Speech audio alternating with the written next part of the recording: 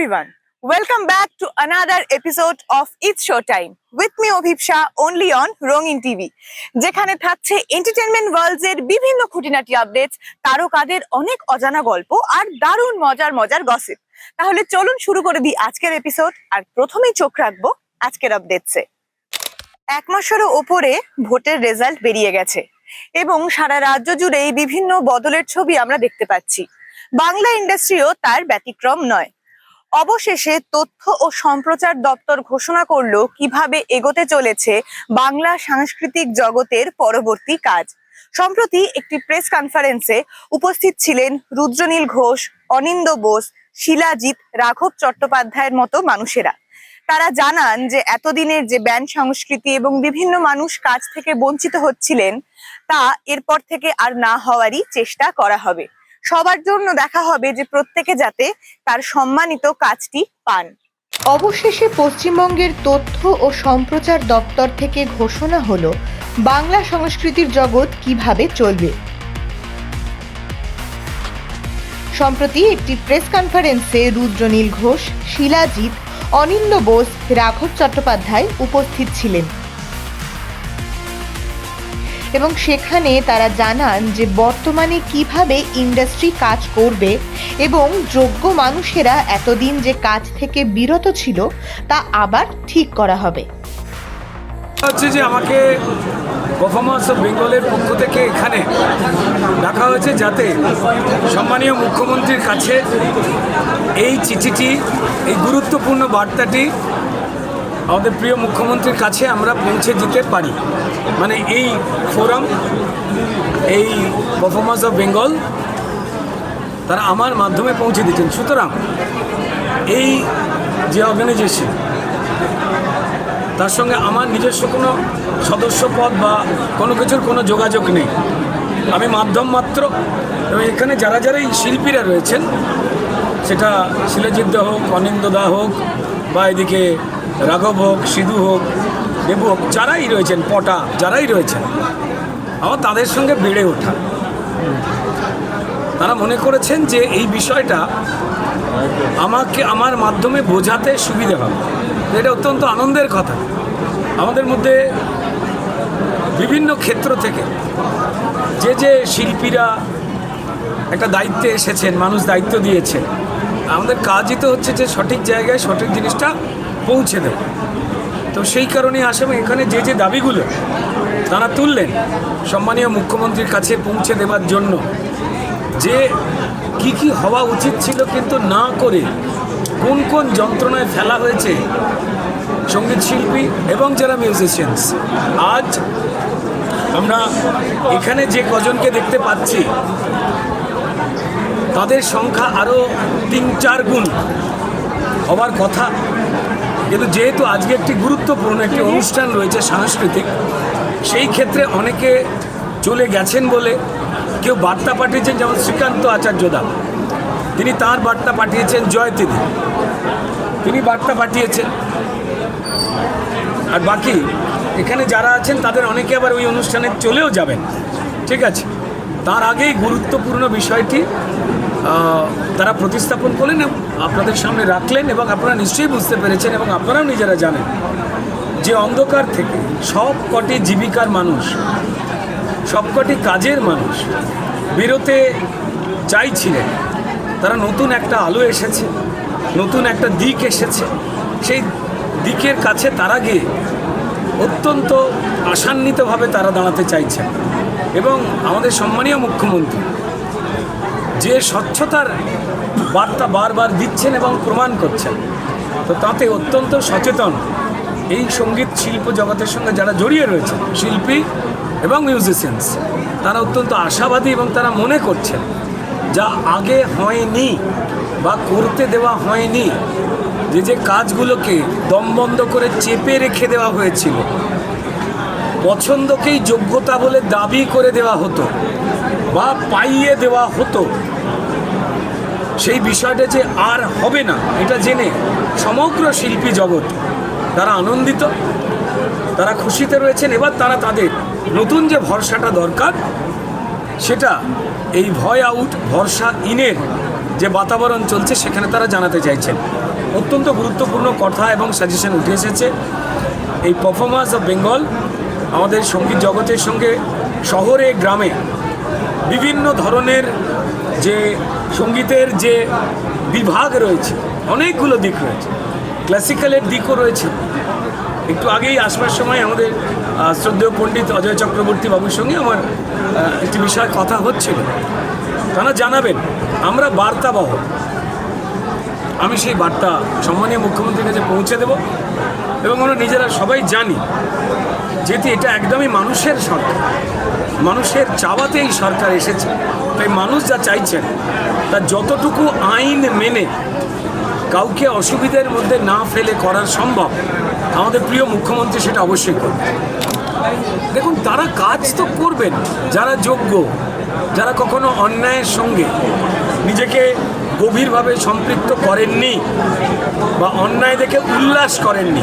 একটা সিস্টেম তো করা হয়েছিল যে আপনারা প্রত্যেকেই জানেন যে এমন একটা রাজ্য সরকারি সিস্টেম তৈরি করা হয়েছিল যেখান থেকে যারা যোগ্য তারা চাকরি পায়নি, তাদেরকে বিকাশ ভবনের সামনে রক্তাক্ত হতে হয়েছে।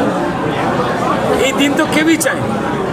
রক্তক্ষরণ শুধু রাস্তার ওপর হয়নি, এই দৃশ্য দেখে যে সমাজ শিল্পী এবং শিক্ষক এই দুজনকে সব থেকে বেশি আদর করতে চায়, সম্মান করতে চায়, তাদের রক্তক্ষরণ হয়েছিল এই দৃশ্য দেখে বুকের ভেতরে।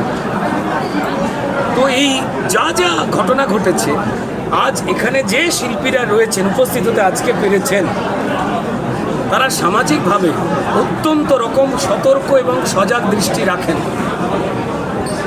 এবং তাদের বিশ্বাস যে এই নতুন সরকার তারা নিরপেক্ষতা নিয়ে মানুষকে কাজ করবার পরিবেশ তৈরি করে দেবেন। হ্যাঁ, অবশ্যই অন্যায়ের সঙ্গে কোনো আপোষ করা মানুষ নয়। যদি কেউ ভুল করে ফেলে থাকেন, এনারা বিচার করবেন তাদের কিভাবে ক্ষমা করা যায়, সংশোধন করা যায়, বা তারা যদি সংশোধিত হতে থাকেন, বাকি যে সঙ্গীত শিল্পীরা রয়েছেন, যে মিউজিশিয়ানসরা রয়েছেন, তারা করবেন। কারণ এমন একটা সিস্টেম তৈরি করা হয়েছিল, বেশ কিছু মানুষকে বাধ্য করা হতো। সেটা আপনারা আমাদের টলিপাড়ায়, টলিগঞ্জে দেখেছেন যে শিল্পী বা টেকনিশিয়ানস তাদেরকে হাসে হাসে মুখে দাঁড়িয়ে কিছু কিম্বুতকি মাখার লোকজনের সঙ্গে ছবি তুলতে হতো, পাশে দাঁড়িয়ে হাসতে হতো, নাহলে তাদের কোট আনকোট পেটের ভাত চলে যাবে। আর এই সঙ্গীত জগতে হয়েছিল কাট দিতে হবে, তাদের রোজগারের অর্থের একটা কাট দিতে হবে, নাহলে তারা কাজ পাবে না। তিনি মিউজিশিয়ানস হোক, তিনি গায়ক গায়িকা যাই হন না কেন, তিনি লোকশিল্পী হন প্রান্তিক, বা তিনি ক্লাসিক্যাল সিঙ্গার হোক, বা তিনি আমাদের আধুনিক গান, আমার পাশে যে প্রিয় মানুষেরা বসে রয়েছেন মানুষের, সেই আশ্বাসের দিকটা দেখেছেন যে আমরা এখান থেকে বেরোবো। তাই আমাদের প্রিয় মুখ্যমন্ত্রীর কাছে তারা আবেদন জানাচ্ছেন। আমি প্রতিনিধি মাত্র, তারা আমাকে স্নেহ করেন, কেউ ভালোবাসেন।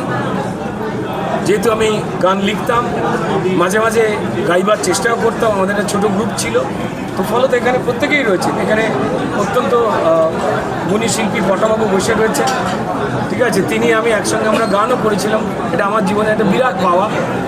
হ্যাঁ হ্যাঁ, তো যাই হোক, আমার পাশে যেমন রাঘব বসে রয়েছে, আমি রাঘব, তিনি আগে মিউজিশিয়ান ছিলেন। রাঘবের সঙ্গে যেমন আমার পরিচয় অদ্ভুত রকমভাবে, একটা তখন সিটিসি বাস ছিল, সরকারি বাস। এখানে দেখতাম যে ভিড়, বাসের মধ্যে মাথায় টুপি পরে একজন কাঁধে একটা গিটার নিয়ে অদ্ভুত টান করতে করতে যাচ্ছে, বিভিন্ন লোকজন ঠেলা দিচ্ছে, তিনি কিন্তু তন্ময় হয়ে রয়েছেন ওইটাকে নিয়ে। তো আমার সেদিন মনে হয়েছিল যে ইনি কে। তারপর জানলাম যে ইনি লর্ডসের মোড়ে নামলেন, আমিও নামলাম, দেখলাম আমি যে বাড়িতে যাচ্ছি সেই বাড়িতেই তিনি ঢুকলেন। তারপর থেকে আস্তে আস্তে বন্ধুত্ব। আমরা যারা একসঙ্গে অন্য রকমের কাজ করতে চাইতাম, এখানে যারাই বসে রয়েছেন তারা একটা বদল এনেছে মানুষের জন্য। তো ফলত আমরাও বিভিন্ন ধারায় সেই বদলের সঙ্গে জড়িয়ে, তো সব ক্ষেত্রে প্রচুর শিল্পীকে, প্রচুর লোকজনকে বাধ্য করা হতো যে আপনি যদি এই ষড়যন্ত্রে লিপ্ত না হন তাহলে আপনার পেটের ভাত কেড়ে নেওয়া হবে। তাদের প্রতি এনারা ন্যূনতম অর্থে গাইয়েছে, অনেক ভালো শিল্পীদের ন্যূনতম অর্থে, মানে সে অর্থটা আমরা কী করে একটা ভালো আর্টিস্টকে দেওয়া যায় জানি না, খুবই কম অর্থে সমস্ত শিল্পীদের পেমেন্ট যেটা আমরা পেতাম বা সব শিল্পীরা পেতেন, সেটা কোনো একজন শিল্পী একটা নতুন উন্মেষ হোক, একটা নতুন উন্মেষ হোক, আবার নতুন করে একটা ভালো ফ্রেশ এয়ার, একটা নতুন সুস্থ সংস্কৃতি নিয়ে আমরা গান বাজনাটাকে নিয়ে এগোতে পারি। এটা কি হয়েছে কি হয়ে গেছে এখন আর এটা নিয়ে আলোচনা না করে নতুন কি হতে পারে সেই ব্যাপারে আমরা মাননীয় মুখ্যমন্ত্রীর কাছে প্রার্থনা করব এবং আমাদের বন্ধু স্থানীয় ও একজন অত্যন্ত গুণী মানুষ, ওকে বলবো যে সেটা নিয়ে ও কিভাবে সেটাকে কনভে করবে, এটাই আমাদের উদ্দেশ্য। ছোট পর্দার জনপ্রিয় মুখ রূপসা। সম্প্রতি তিনি নাকি এনগেজমেন্ট সারলেন তার বহুদিনের বন্ধু অনিশের সাথে। অনেক দিনের বন্ধুত্বের পর 4 হাত অবশেষে এক হলো। চলুন আমরা দেখে নিই তারই কিছু ঝলক। সম্প্রতি টেলিভিশনের জনপ্রিয় মুখ রূপসার এনগেজমেন্ট সারলেন তার অনেক দিনের বন্ধু অনিশের সাথে।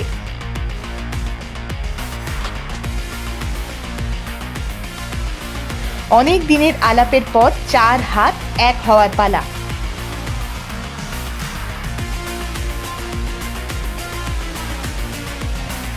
এতদিনের সম্পর্ক যখন পূর্ণতা পাওয়ার অপেক্ষায়, সেই শুভক্ষণে কি বললেন রূপসা ও অনিশ, আসুন দেখে নিই।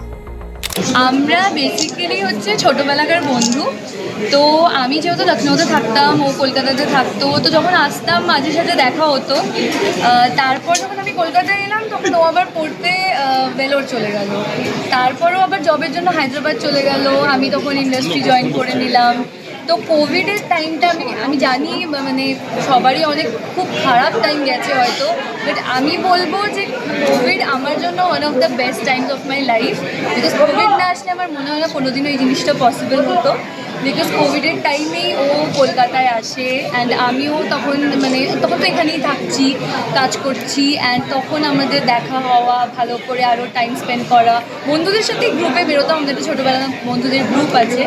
তো সেইখানে করতে করতে তারপর ফাইনালি আমরা একসাথে বেরোই, আস্তে আস্তে টাইম স্পেন্ড করি, অ্যান্ড আজকে আমরা এখানে।